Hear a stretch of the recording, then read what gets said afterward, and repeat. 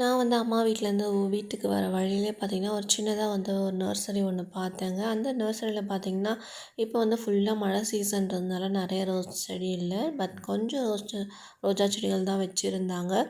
ஆனால் ரோஸ் எல்லாம் பார்த்திங்கன்னா, நல்லா பெரிய பெரிய ரோஸஸாக வச்சுருந்தாங்க. எல்லோ, ஆரஞ்சு, ரெட்டு, பிங்க்கு இதுதாங்க வச்சுருந்தாங்க. நிறைய வந்து ரோஸ் பார்த்திங்கன்னா, பெரிய பெரிய பெங்களூர் ரோஸஸாக இருந்தது. நான் இந்த டைம் வந்து ரோஸே வாங்கலை.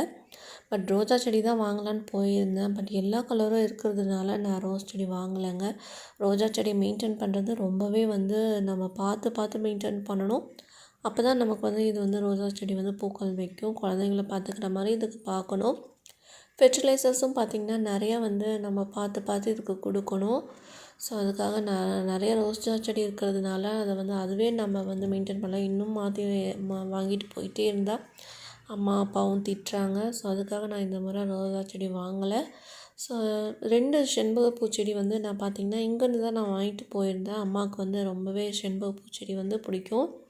நான் இப்போ நினச்சேன் ஒரே ஒரு கலர் தான் இருக்கும் அப்படின்ட்டு நினச்சேன். ஆனால் வந்து பார்த்திங்கன்னா 2ம் கலரும் இருந்தது. அவங்கக்கிட்ட கேட்டு அந்த பாட்டிமா தான் ஒருத்தர் இருந்தாங்க. அவங்கள்ட்ட கேட்டால் அம்மா வெள்ளை கலரும் இருக்குதான்னு கேட்டதுக்கு இருக்குதும்மா அப்படின்னு சொன்னாங்க.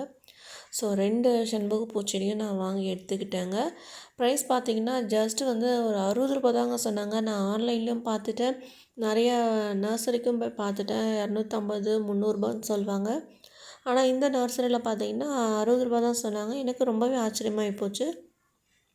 ஸோ நான் 2 செடியும் நான் வாங்கி எடுத்துக்கிட்டேங்க.